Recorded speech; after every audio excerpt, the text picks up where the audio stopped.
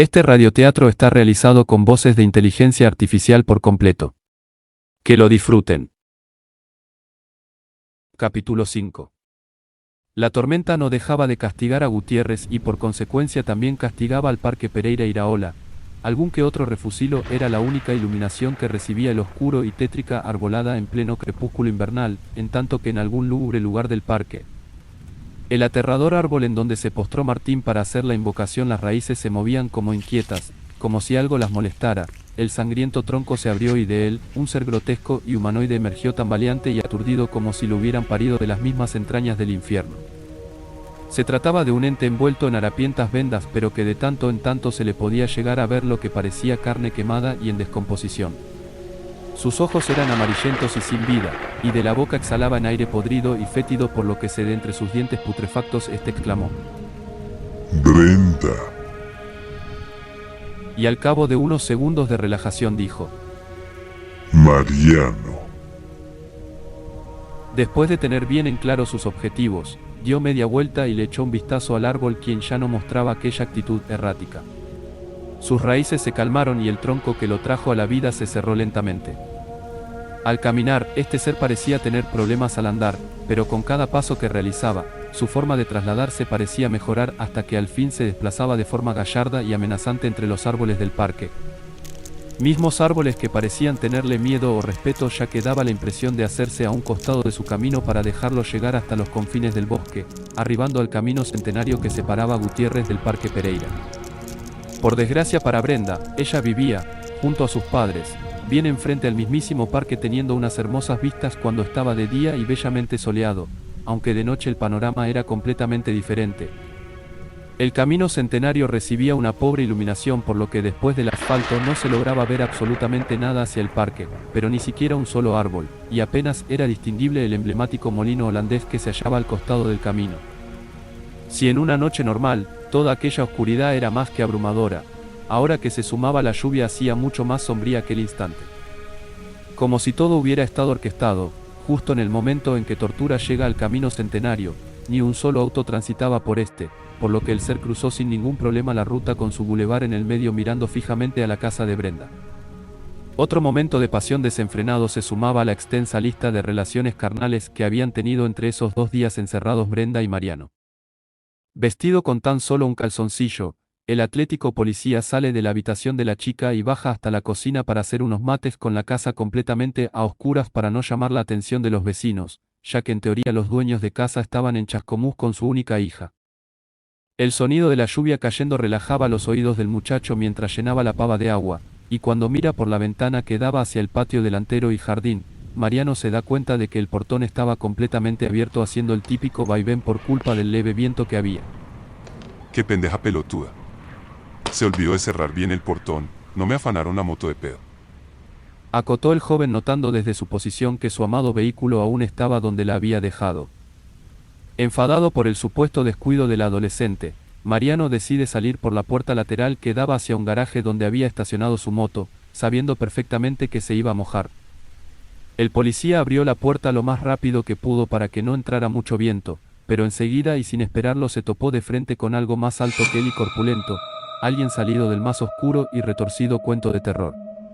Mariano intentó gritar, pero a una velocidad inusitada. Tortura tomó el cuello del muchacho, evitando que pueda bramar cualquier sonido, alertando a su amante adolescente. Solo leves sonidos guturales salían de la boca de Mariano, y el ser, levantándolo del suelo, ingresó a la cocina como dueño de casa. Patadas y manotazos era lo único que el joven podía hacer, pero era totalmente inútil. Al instante, Tortura estampa contra la pared a Mariano, en tanto lo seguía sujetando por el cuello, con toda la paciencia del mundo. El grotesco ser iba observando toda la cocina como buscando algo hasta que lo encontró. Al lado del muchacho, retorciéndose, había una escoba de madera, la cual lo tomó y la rompió contra la mesa que se hallaba en el medio del lugar, quedando en su mano el mango con una aguda punta amenazante. No había que ser muy adivino para saber lo que Tortura estaba a punto de hacer, y Mariano lo sabía al abrir los ojos de tal manera que casi se le salen las cuencas. Con tanta fuerza y violencia fue la puñalada que el palo de escoba se incrustó en la pared después de atravesar a Mariano a la altura de la clavícula, dejándolo colgado. Por alguna razón Tortura lo quería aún vivo. La mano del hórrido sujeto liberó el cuello de su víctima y, después de recuperar el aliento, Mariano da un gran alarido de dolor seguido por el nombre de su amante adolescente. Brenda. Se escuchó por toda la casa acompañado por un trueno. 2 cuadradas cajitas de discos compactos se cayeron al piso cuando Brenda, desde su habitación, escuchó el desgarrador grito de Mariano. La respiración se le aceleró petrificándola y no fue hasta un segundo pedido de auxilio que la joven decide actuar. Sin nada de ropa, la chica se levanta de su cama y se coloca tan solo una remera oscura que le pertenecía a su amante. Desesperada buscando su prenda íntima, Brenda escuchó un tercer grito y toma la determinación de bajar con tan solo la remera como única vestimenta. A gran velocidad, la muchacha desciende del piso superior yendo directamente a la cocina, sabiendo que Mariano había bajado para hacer unos mates. Al llegar hasta esa parte de la casa, Brenda se encuentra con el horror. Clavado en una pared se encontraba Mariano desangrándose por las 2 heridas, de entrada y de salida provocado por el palo de escoba.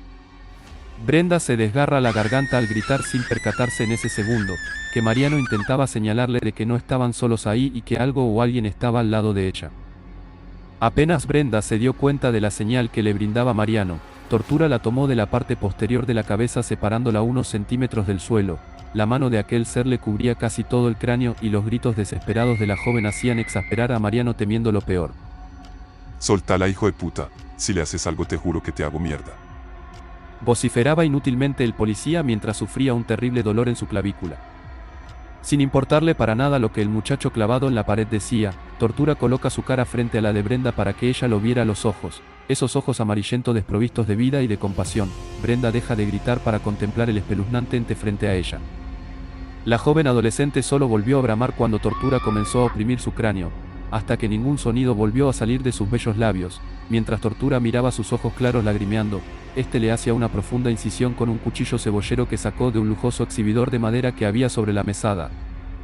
El corte nacía desde sus partes íntimas pasando por el abdomen, el tórax y finalizando en la garganta. No solo la sangre se desparramaba por la cerámica de la cocina, las vísceras caían haciendo un sonido acuoso al tocar el piso. Con el joven cuerpo de Brenda ya sin vida, Tortura lo suelta y el cadáver cae sobre sus mismas entrañas. Fue entonces que de la boca podrida del hórrido ser se escuchó una palabra. Brenda. En tanto que Mariano no daba crédito a lo que estaba presenciando, completamente en silencio, la mandíbula del muchacho casi se le sale al abrir la boca por el asombro terrorífico de lo que acababa de ver. No, te voy a matar, hijo de puta. Te juro que... Amenazó Mariano con alma de venganza. Pero Tortura no dejó que terminara su frase ya que, de un solo golpe con la mano abierta, le arrancó la mandíbula y toda la garganta, dejándolo clavado en la pared mientras se desangraba a borbotones muriendo casi al instante. Contemplando su obra Tortura se queda mirándolo fijamente y tal cual como hizo con la joven al morir, este nombró a su segunda víctima. Mariano. Como dando a entender que su trabajo ya estaba cumplido. Con sus podridos pies ensangrentados, Tortura comenzó a recorrer la casa como un vulgar ratero que tuvo la fortuna de entrar a robar sin ser detectado. Todo se le era nuevo ya que no se sabía cuántos años estuvo encerrado en el árbol. De la cocina pasó al living comedor y se chocó con un sillón en el cual había una gabardina de cuero negro que le pertenecía al recién fallecido policía. Con curiosidad, Tortura levanta la prenda y la observa de todos los costados posible, y como tendiendo algún tipo de sentido del buen gusto. Este se lo prueba notando que le quedaba a la perfección, ya que Mariano tenía su misma contextura física pero este ser era aún más alto. Luciendo a la moda, aunque macabra, Tortura vuelve a pasar por la cocina pisando los restos de Brenda que se expandían con lentitud por todo el piso. Imprevistamente el grotesco ente se frena entre medio de los dos y vuelve a pronunciar un nombre en voz baja. Invocador. Y sin más, Tortura salió de la cocina al lluvioso exterior perdiéndose en la tormenta, dejando atrás a 2 jóvenes amantes unidos, ahora, en la muerte. Para ese entonces, en la otra punta de Gutiérrez, un desesperado clérigo renegaba por lo bajo absteniéndose de insultar por culpa de sus vestiduras sagradas, pero se lo veía notoriamente furioso. Martín lo seguía, invitado por el mismo padre, hasta la parte posterior de la iglesia, a un cuartito que parecía un pequeño depósito de madera. Padre, dígame qué está pasando, desde que le dije lo del árbol no ha parado de putear y no sé por qué. El vocabulario, hijo. Déjeme de joder con eso y dígame qué carajo pasa. ¿Quién te contó sobre Tortura? No sé quién es, lo conocí en el bar Tota, tomamos unas cervezas, Le conté mi historia y él me contó sobre la leyenda. Y con el pedo que tenía más la bronca, me fui hasta el Parque Pereira, y casi me cago en las patas cuando descubrí que la leyenda era cierta, y bueno, invoqué a Tortura. Bueno, como se nota que estaban mamados porque ese tipo no te contó todo. ¿Nunca te llamó la atención una cosa sobre esa historia? No, no sé. ¿El qué? Que si fuera tan fácil, cualquiera se podría vengar de cualquiera y estar librado de la culpa ante los ojos de la ley del hombre. Total fue Tortura quien los mató. Así, eso es cierto. ¿Y entonces? Que una vez que Tortura mata a los que se les fue encargado, él se lleva al infierno a quien lo invocó. Reveló el padre de forma contundente dejando boquiabierto a Martín. Si había algo peor que la traición de Brenda, era pasar toda la eternidad en el infierno, condenado por un momento de calentura. Con aquella noticia le importaba muy poco si su novia lo engañaba con toda la selección nacional. La cuestión ahora era, ¿qué hacer para escapar de aquel destino ruin? Y aparentemente la respuesta estaba en el padrecito, que después de abrir la puerta de aquel pequeño galpón de madera añeja, comenzó a correr cosas para dejar al descubierto la pared del fondo. ¡Ay Dios! ¿Y ahora qué hago? Ahora sí que se acuerdan de Dios, ¿verdad? Qué bueno que Él sí se acuerda de todos nosotros y siempre nos da una esperanza. Acotó el clérigo mientras que, de una diminuta cruz al final del rosario, el padre la comenzó a modificarla hasta que le dio forma a una extraña llave. Del miedo, Martín pasó a la curiosidad y comenzó a observar con detalle cada movimiento que hacía el padrecito. Una vez formada aquella rara llave, el padre la introdujo en una hendidura que se camuflaba con las vetas de la madera las cuales formaban la pared del fondo. Al instante se empezaron a escuchar como unos cerrojos se abrían con un sonido oxidado, hasta que se logró apreciar como una puerta escondida a la vista de todos se hizo ver al hundirse unos pocos centímetros. ¿Y esto qué es? La esperanza que te da Dios. Respondió el padre fiel a sus creencias. Haciendo algo de fuerza, el padre empujó la puerta dejando ver un depósito de armas y de objetos rarísimos que en verdad no se entendía para qué podrían llegar a servir. En las paredes se hallaban las armas convencionales, sables, espadas, látigos y demás cosas de épocas antiguas, mientras que sobre unas mesas que hacían las veces de exhibidores se encontraban boleadoras, muñecas de porcelana y objetos de formas inentendibles ante los ojos de Martín. Aquel lugar era estrecho pero largo, de varios metros, y sea lo que estuviera buscando el clérigo, estaba hasta el final de aquel pasillo. ¿Qué es todo esto? Créeme muchacho, a veces es mejor vivir en la ignorancia. Tortura no es el único mal que ronda por estas tierras. Y cada uno de estos objetos es para combatir a cada mal que existe. ¿Me está diciendo que cada arma es para cada mal? Pero acá está lleno de armas, padre. Porque en esta zona, está lleno de males. Acotó el padre en tanto que llegaba al pie de un antiguo baúl, esos que parecen los cofres de piratas, roídos y viejos. La curiosidad de Martín ya había pasado a otro nivel, jamás en su vida imaginó estar en esa situación en la que solo lo había visto en películas norteamericanas alquiladas en el videoclub del barrio. Las ganas de ver del muchacho provocaban cierta molestia al clérigo, ya que no había mucho espacio para moverse ahí dentro, se notaba que la tapa era pesada, y las bisagras oxidadas hacía más complicada la apertura del baúl, hasta que por fin se develó el misterio. ¿Qué hay ahí dentro, padre? Tu esperanza. La culebra de plata, el facón de Tortura cuando estuvo vivo. Le reveló el padre mientras retiraba el pañuelo inmaculado descubriendo una larga vaina de plata que protegía al legendario facón. Martín quedó admirado con lo que veía, en tanto el cura desenvainaba la larga faca. Se trataba de un extenso cuchillo de doble filo con un mango de plata y en el pomo de la base había una cabeza de víbora con la boca abierta y del mismo metal pulido. ¿Y con esto usted va a matar a Tortura?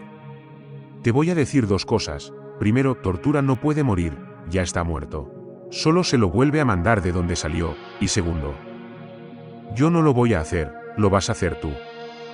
No, usted está en pedo, ni mamado me acerco a ese.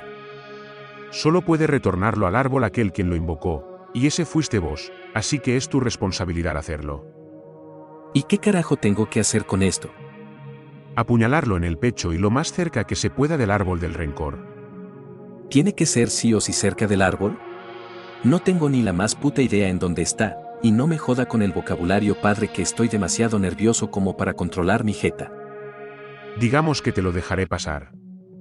¿Cómo encontraste el árbol la primera vez? Como dice la leyenda, buscas hasta que se te aparezca, y fue lo que hice, pero ni me acuerdo por dónde me metí. Bueno, ahora tienes que hacer lo mismo, pero con tortura persiguiéndote. Ah, no, váyase a cagar, padre, con todo respeto. Debe haber otra manera. Hijo, sé que estás asustado, pero voy a pedirte que te controles. Ahora salgamos de acá antes de que lo vea alguien. Intentó calmarlo el padre mientras lo invitaba a salir de aquella armería escondida. Con el facón ya envainado y en sus manos, Martín salió primero seguido por el padre, el cual cerró nuevamente la camuflada puerta y acomodó nuevamente los bártulos que simulaban que detrás de estos no había nada interesante. El muchacho miraba el largo cuchillo con admiración y miedo, ya que no podía creer en lo que se había metido. Está de más decir que apelo a tu discreción, hijo mío. Nadie debe saber de esto. Sé que soy un boludo, padre, pero descuide, nadie lo sabrá por mí. ¿Y cuándo debo usar esto? Cuando Tortura venga por ti. ¿Y cuándo será eso? Cuando termine el trabajo que le encomendaste. Ay no, Brenda, tengo que avisarle. Hijo, Tortura sale al crepúsculo, y estamos en invierno, por lo que oscurece más temprano. No quiero ser el portador de malas noticias, pero a tu novia no le debe de quedar mucho tiempo. Si no es que ya está muerta. Si le voy a avisar y él está ahí, me va a matar, pero también quiero saber si está viva o no. ¿Qué hago? No sé qué decirte, hijo mío. A partir de ahora, hagas lo que hagas, piénsalo bien, porque afectará tu destino para siempre. Aconsejó el padre con un cejo apocalíptico hacia Martín.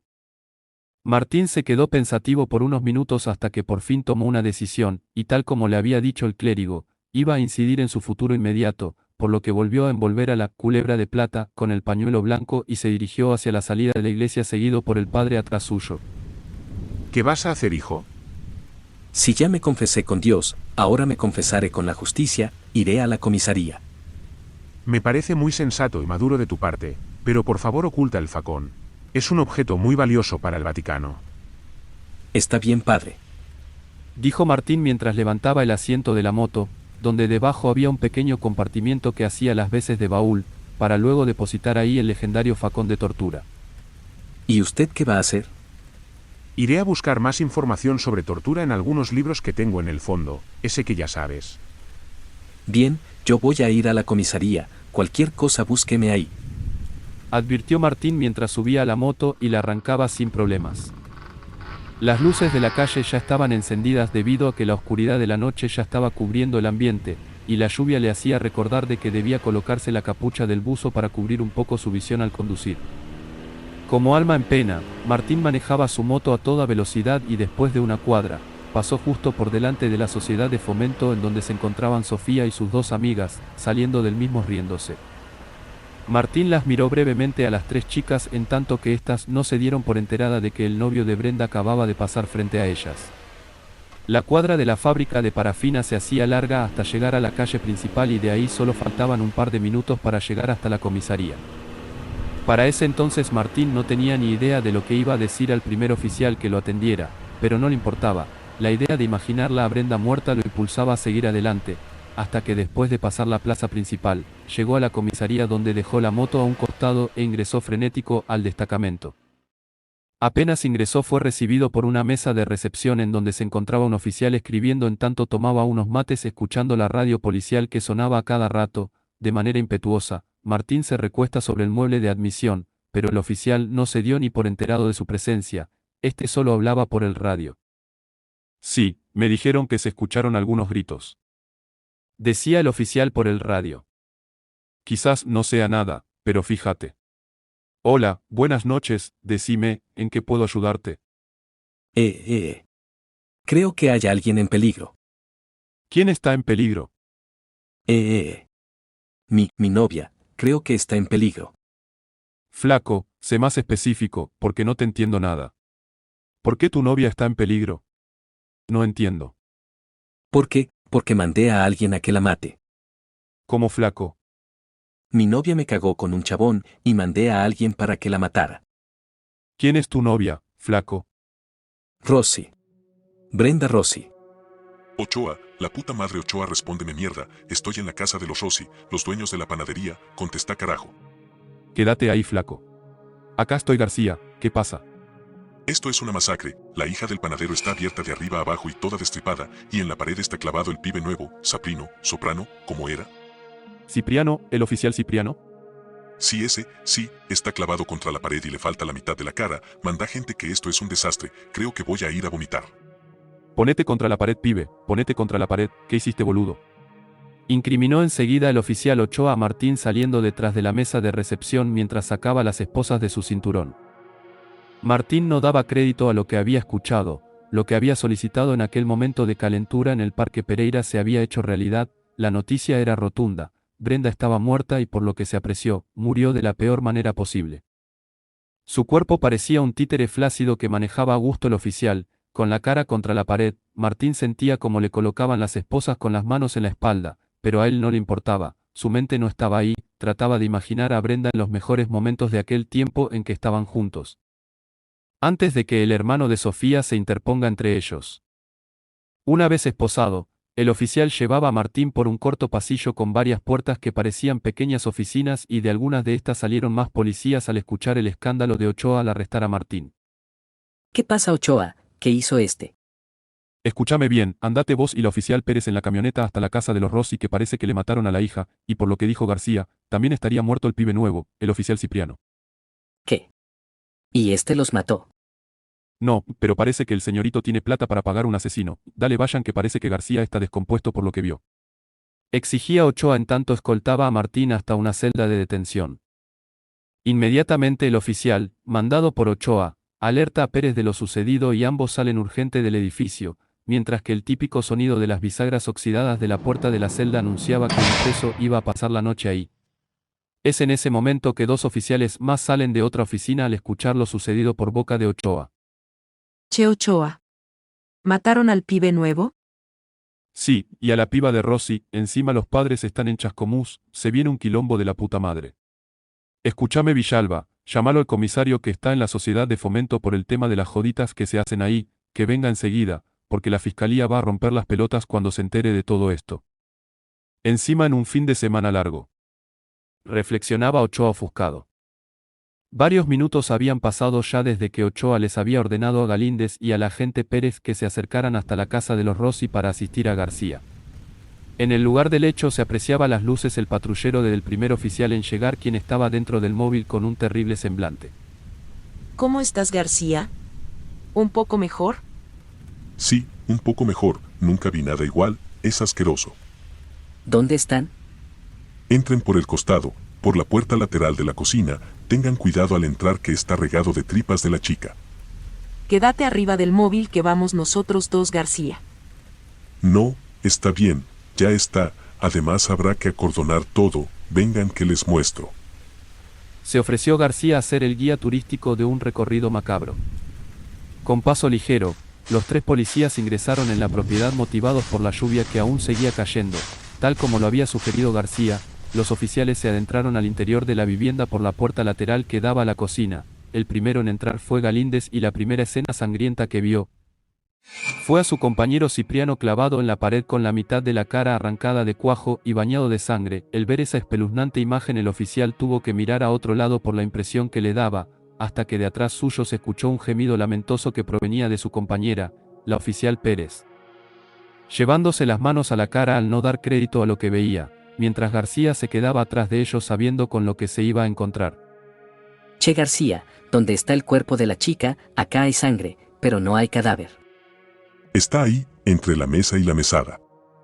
Señalaba García mientras entraba para marcarle la ubicación de la misma. Pero los ojos de García casi se salen de sus órbitas al ver que el cadáver de Brenda ya no estaba en donde lo había hallado, solo se encontraba el pestilente charco de sangre y restos de vísceras. Evitando ver el cuerpo de Cipriano, García se adentra para observar mejor, ya que no entendía qué había pasado. Pero estaba acá, tenía un tajo que iba desde la entrepierna hasta el cuello, estaba toda abierta, es imposible que sobreviviera a semejante herida. ¿Seguro que no moviste el cadáver, García? Claro que no, che, no soy tan pelotudo, además para que la movería, pero te juro que estaba acá.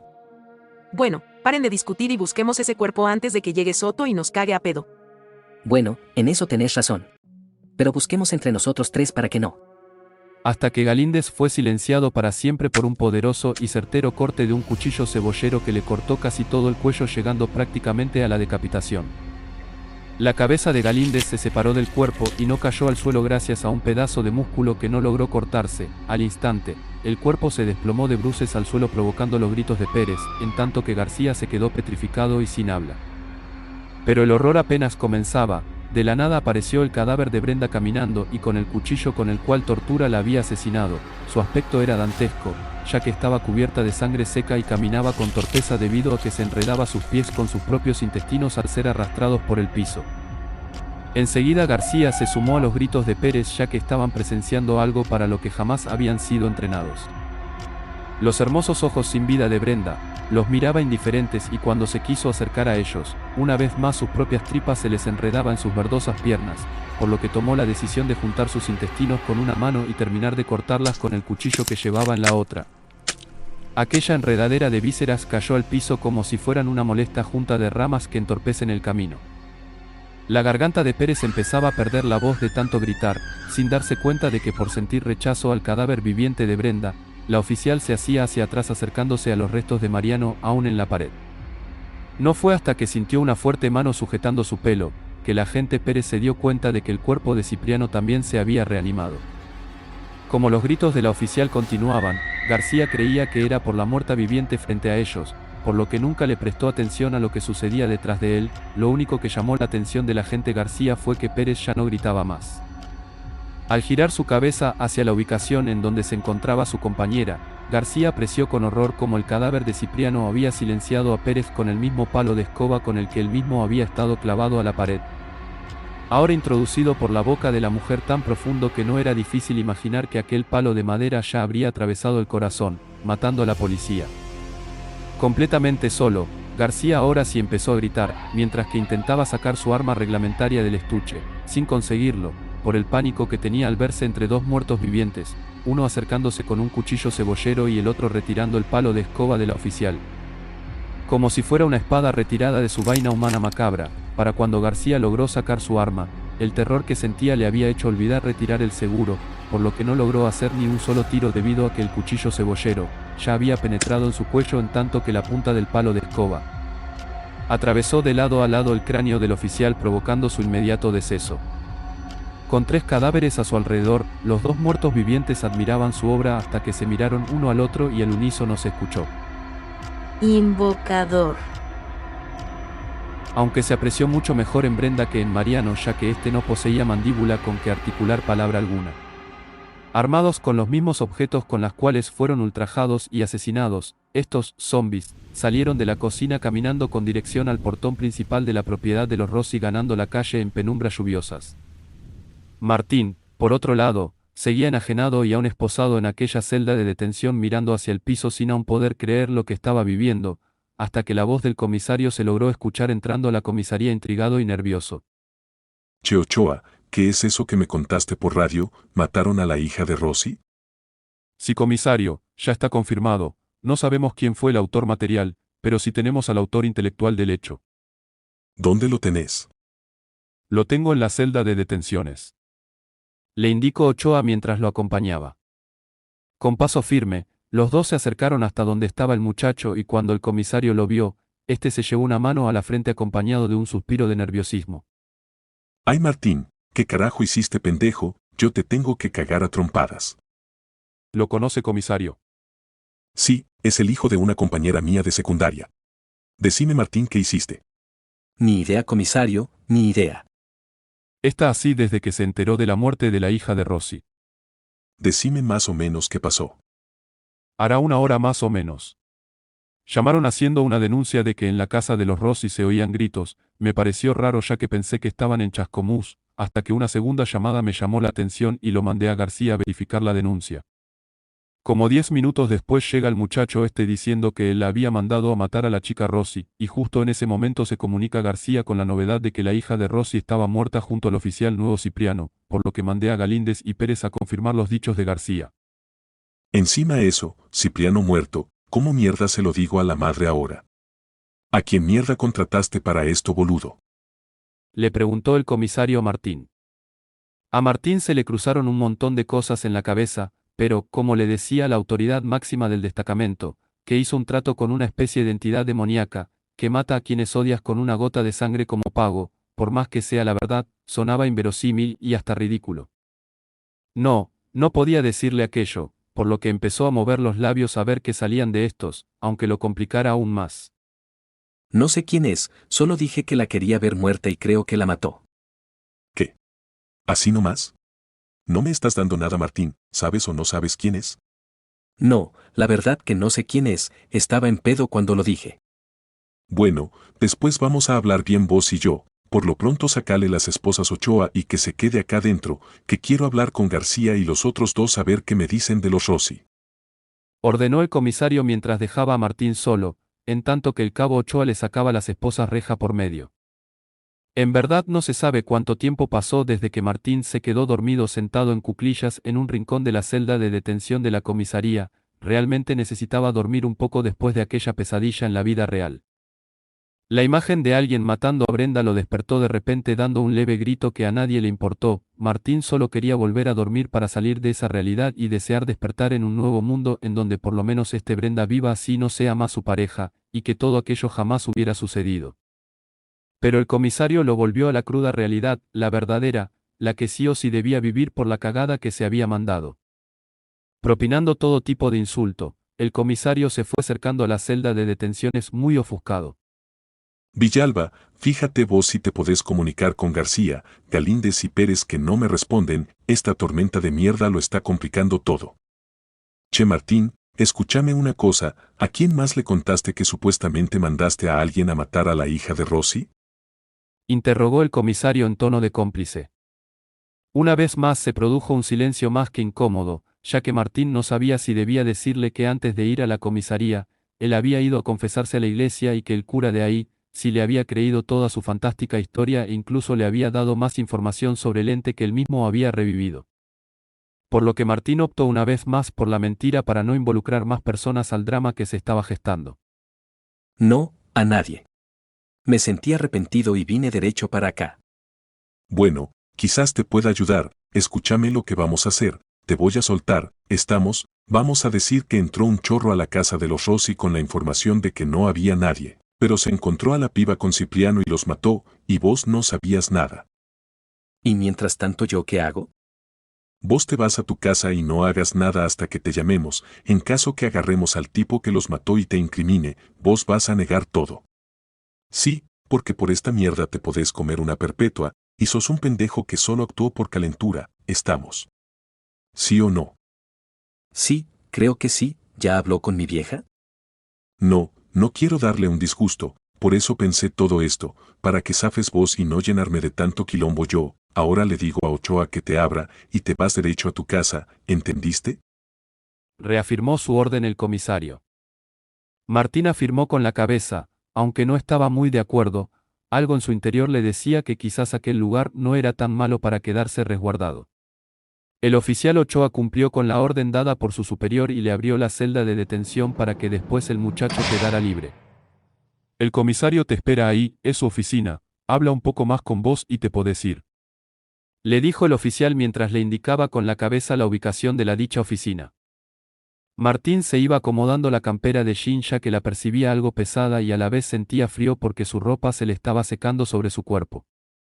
Si se llegaba a resfriar por eso, su madre lo iba a matar. La oficina del comisario no era grande, pero para una sola persona estaba más que bien, típico despacho de un agente de la ley en donde se encuentran un montón de papeles y carpetas acomodados en cajas de cartón y a su vez estas cajas acomodadas donde se podía. Frente al comisario estaba el escritorio y al otro lado del mismo un único asiento vacío para sus ocasionales visitantes. Sentate, vamos a redondear la idea y después te podés ir. Ordenó el comisario Soto más relajado. El muchacho obedeció enseguida, aunque con muy pocas ganas. Después de sentarse, el comisario le colocó delante suyo un papel en blanco. Seguro que sabés lo que es esto, sí, es un papel en blanco, pero si se llena de palabras escritas en esta comisaría te caga la vida. No lo entiendo, ¿qué me quiere decir? Que por ahora no te vas a comer un sumario, te vas a ir a tu casa limpio, a tus viejos no le vas a decir nada, Pero nada de nada, solo vas a esperar a que te llamemos, y una vez que pase eso. ¿Qué carajo pasa ahora? Se levantó insultando el comisario ordenando a Martín que se quedara sentado esperándolo. Para aquel entonces a Martín no le quedaba otra más que obedecer, no estaba muy seguro de salir de la comisaría o no, pero por lo pronto, el muchacho acató la orden del comisario y se quedó sentado esperándolo. Los insultos en voz alta a Martín no le molestaba, su padre también puteaba mucho por lo que estaba acostumbrado, pero la situación pasó a otro plano cuando se escuchó el primer tiro. Absorto y paralizado, Martín se quedó inmóvil en la silla, hasta que de la nada decenas de tiros comenzaron a escucharse. Por instinto el joven se tiró al piso al mismo tiempo que los primeros gritos de dolor se empezaron a apreciar, los sonidos acuosos de la carne separándose del hueso y de los intestinos cayendo al piso le dio a entender a Martín que las armas de la policía no estaban funcionando contra lo que estuviesen peleando, por lo que Martín, cuerpo a tierra, decidió asomarse para ver qué era lo que pasaba. Entre el humo y el olor de la pólvora, Martín abrió un poco la puerta de la oficina del comisario, y desde el piso humeó hacia el pasillo con dirección a la recepción. Lo primero que pudo apreciar fue el cadáver de Ochoa apoyado en la mesa de entrada con su pistola reglamentaria incrustada en la cabeza y un brazo arrancado del tronco torácico. Luego, al elevar la vista, la escena que observaba el joven aterrado, era sobrenatural ya que entre el denso humo de los disparos se lograba ver a un oficial de espalda de sensual figura y cabello lacio largo levitando un par de centímetros del piso, hasta que su cabeza explotó dejando ver la razón de su levitación. Fue ahí que Martín conoció a Tortura, ya que era este el que había tomado al oficial del cráneo y la había levantado del suelo para luego matarla. Los ojos muertos y amarillentos de Tortura se dilataron al verlo a Martín asomándose desde una puerta al final del pasillo, por lo que el grotesco ser comenzó a caminar hacia él con paso firme. Sorpresivamente, otro agente se interpuso de repente con una escopeta tipo Itaca al grito de «Hijo de puta, mataste a Villalba también», iniciando una lluvia de perdigones sobre Tortura, que lo hacía retroceder unos pocos centímetros, pero no con la efectividad esperada. En ese instante, Martín se incorporó para quedarse parado al lado de la puerta de la oficina sin salir aún de su asombro. Como si todo aquello sucediera en cámara lenta, de la nada apareció el comisario con una misma escopeta Itaca apoyando a su subordinado contra aquel extraño sujeto, y para aquel entonces, Tortura se había recuperado, y con agilidad le sacó la escopeta al oficial Valdés dejando a este último atónito por lo que acababa de pasar. Solo volvió a reaccionar cuando Tortura le introdujo la larga arma en el medio del pecho de Valdés atravesándolo de lado a lado. Aquel horrible asesinato provocó la desesperación del comisario, el cual arremetió eufóricamente contra el asesino de sus oficiales. Uno detrás del otro iba saliendo la lluvia de perdigones, en tanto que Martín salía de la oficina temblando como una hoja. El comisario se da cuenta del accionar del muchacho y aprovechando el leve aturdimiento de Tortura debido a los disparos, Soto gira su cabeza para hablarle a Martín aterrorizado. Salí por la puerta de atrás, la que está enfrente de la celda de detención, y de ahí anda. Le indicó el comisario, pero sin poder terminar las instrucciones por culpa de Tortura. Por indicarle a Martín cómo escapar, el comisario subestimó al ser frente suyo y para cuando quiso darse cuenta, Tortura le introdujo su mano en el medio del tórax con intenciones de arrancarle el corazón. Ya era demasiado, Martín no podía tolerar tanta horrorosa violencia, lo que estaba aconteciendo frente a él solo pasaba en las películas que alquilaba con sus amigos, era irreal e inaceptable. El pasillo lleno de humo y el olor a pólvora se mezclaba con la de la sangre aún brotando de algunos cuerpos calientes, y su asesino ahora se acercaba a él caminando mientras arrastraba al comisario como si fuera un macabro bolso de viaje. Solo volvió en sí cuando el comisario exhaló sus últimas palabras. Corre, pibe. Corre.